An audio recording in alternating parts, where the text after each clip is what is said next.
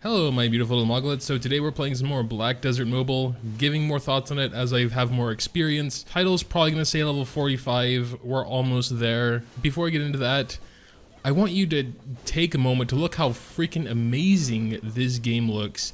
I got a tip from one of my buddies, Ged, that told me if you're playing on LD Player, you can go into settings, and in settings there's going to be a tab called Properties, and if you go into the preset model and choose the Google Pixel 2, you can max out the settings.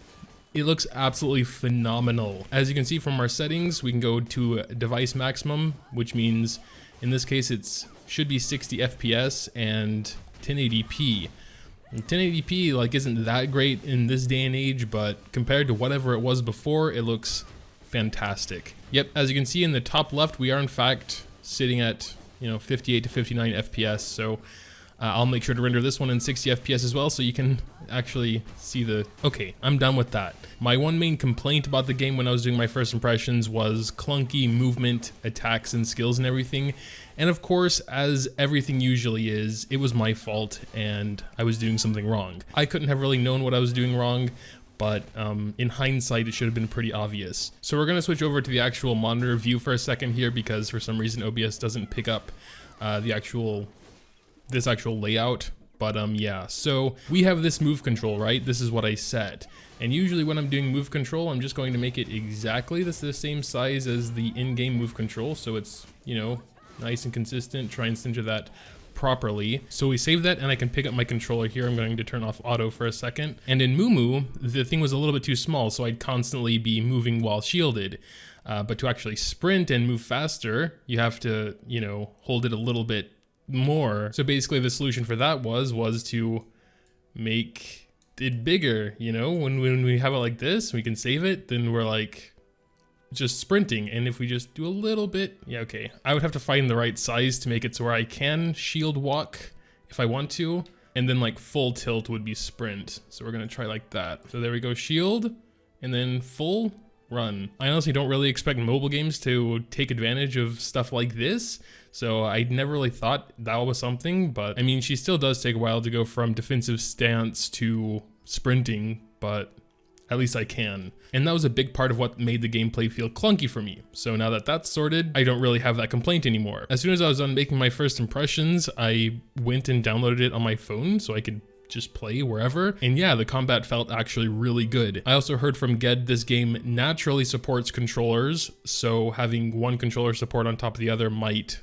kind of make some delay. And then there's also the VPN you have to take into consideration, which will add some latency. So hopefully if you are playing, you're at least near one of the countries it's actually available in so that there won't be as much latency. But yeah, so I'd say I've been able to play through most of the content by now.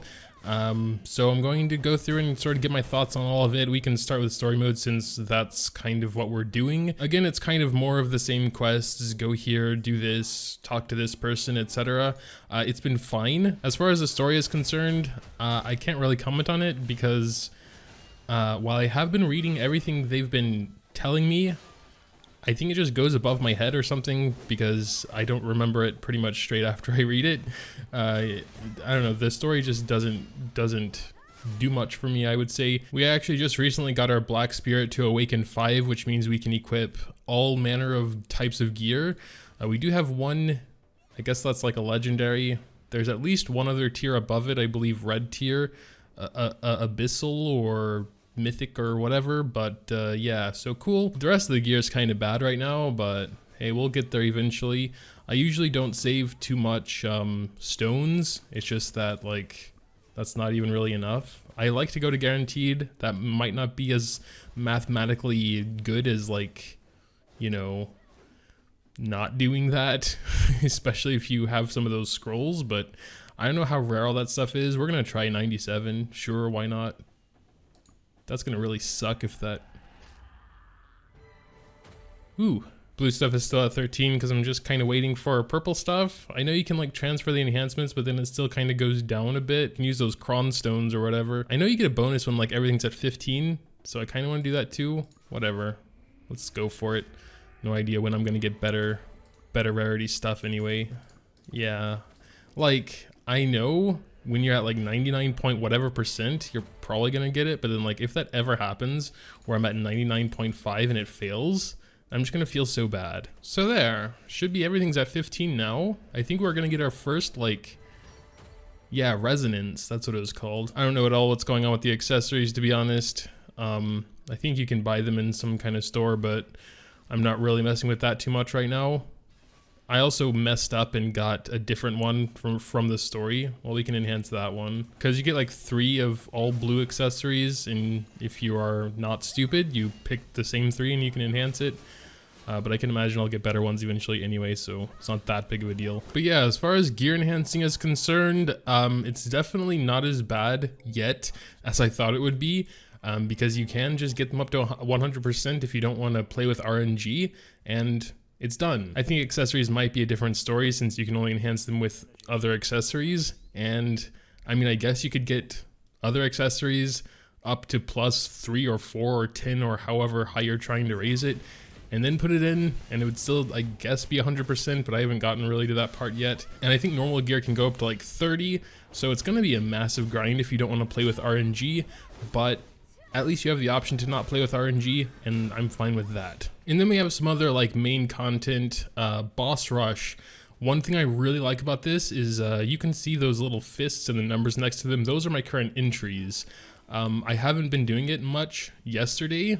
We can exchange more passes. I just get tons of passes from wherever, and it's cool. You can just hold on to them and wait until you're a bit stronger so you can do higher and higher difficulties instead of just spamming one over and over. And of course, higher difficulty means better stuff. Besides that, if you just don't feel like doing boss rush one day, you can do it some other day. And so there's no pressure to use all of your entries in all content every single day if you don't really want to. You'll keep the passes. That's really nice. Same thing with Ancient Ruins. You see I have 33 ticket things up there. I think third chamber takes 8, and now since I waited a bit, I mean 33 isn't that much, but I can go to chamber 4 now and get better stuff. I'm not trying to say hoarding all your stuff until you're like extremely high level is a good idea, because it'll ultimately slow down your progress, but there's no real pressure to do all that stuff because you keep the stuff, you know? There is, of course, arena. We have a unique arena chest here. Increased DP and strength crystal. Yeah, I at least do my 5 wins per day for the silver. But yeah, I wouldn't be really comfortable doing that on emulator, so we're not going to do that right now. Then there's the Ramones, which is kind of like arena, but 3v3. I tried to do this once and couldn't find a match. Haven't tried it again since then. Again, don't want to do that, but it's there. It sounds fun, sounds interesting. You can see a sort of map here, kind of like a little MOBA thing going on here, it looks like. But yeah, haven't had a chance to try that out yet. Of course, got your daily tasks, which I also kind of like because the daily tasks don't give you that much good stuff. Well, like 3,000 silver, but you only need to really do 9 out of like, I don't know, there's more than 9. Like earning 10 points in Ramones, might not be able to do that if I don't find a thing, but for the Black Pearls, you only need to do 9. And defeat a world boss. I participated in world boss yesterday, but never got that unlocked. But apparently this server can't kill the world boss yet. I don't know too much about what's going on with him yet. Basically just went in there, hit him a few times, and then he practically one-shot me. And you can keep reviving and keep attacking him, and more damage you deal to him, more loot you'll get, but like, yeah, I don't think we could even kill him, like the entire collective server. We also got knowledge. I've pretty much just been going straight through the story, haven't really been talking to NPCs or doing their little quests or anything, so we gotta backtrack a lot. But actually that's one of my favorite parts. I kind of want to get like the general thing, like the main game out of the way so I can explore the little things, like side quests, NPCs and all that. But even getting through the main quest will still take a long time. If we look at the map over here, we've been through Balanos, Serendia, now we're at North Calphion. I think we've also gone through Neutral Border Zone, but we have never been in Southwest Calphion and Southeast Calphion. While going through the story, there are of course strength checks. So how you get new bosses in Boss Rush is going through the story, and those are kind of the strength checks. So if you're not strong enough to actually kill the dude, then you can't progress in story. The last one we fought was a little while ago, so we're probably coming up close to another one. And that dude already was pretty hard, so I might have to stop and actually just grind for a while. But yeah, overall, I've been having quite a bit of fun. Most of the stuff can be autoed, but there are periodically things, even during story mode, which you do have to manual, like that aforementioned strength check with the boss rush. The first time you go through that, you do have to manual it, as well as any missions during story mode. And of course, arena, I can imagine Ram and S.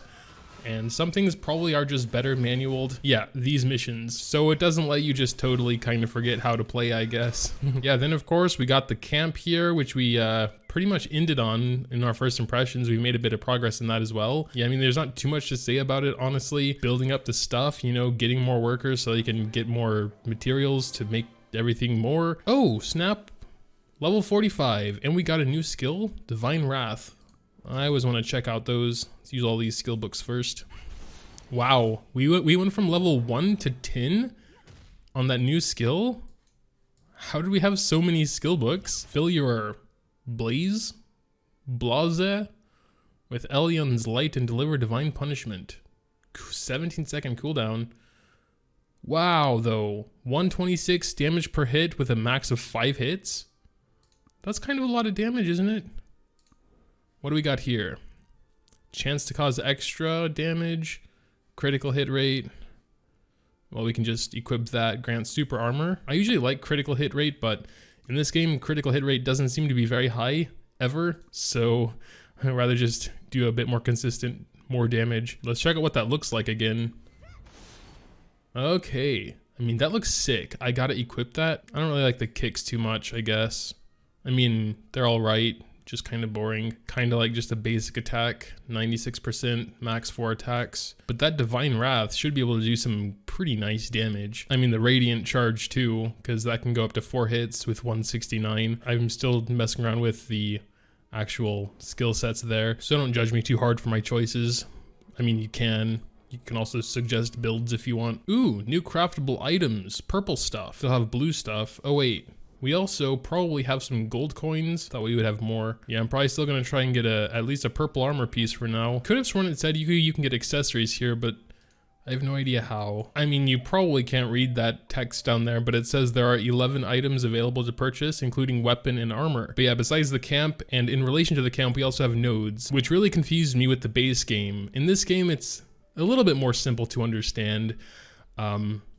At least for now. Basically, you can just put workers on stuff and it'll connect to other stuff and you can get stuff there. Basically, there are little mini games here sometimes. You just have to, yeah, and you can claim stuff every now and then. You can level up your node level to get more workers here, get more nodes, get more stuff. It's quite nice, I like it. See, at the end, you can see what you got, as well as some experience to get to level 5 eventually. Also, what's pretty unique and something I don't see a lot in mobile games, I know this was obviously present and a pretty core mechanic of the PC version, but that's the market. You can get almost everything you can find, even in the like cash shop.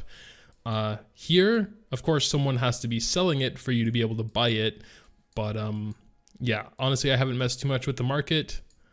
Because the actual good stuff is extremely expensive. Maybe some of the black stones if you're in a real big rush. Yeah, we already have one skill here, level 10, super strong, but it has like a 3-minute cooldown.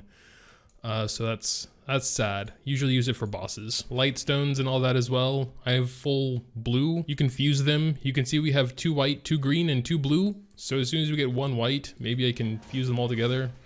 Make a green, then 3 for the blue, and then 3 blues, maybe for a purple, I guess it would be next. But yeah, I suppose that'll pretty much do it, I guess, for slightly a little bit of an account update as well. Make sure to tell me what you think though in the comments down below. Leaving a like if you happen to enjoy is always greatly appreciated as well. Thanks, as always, for watching, and until next time.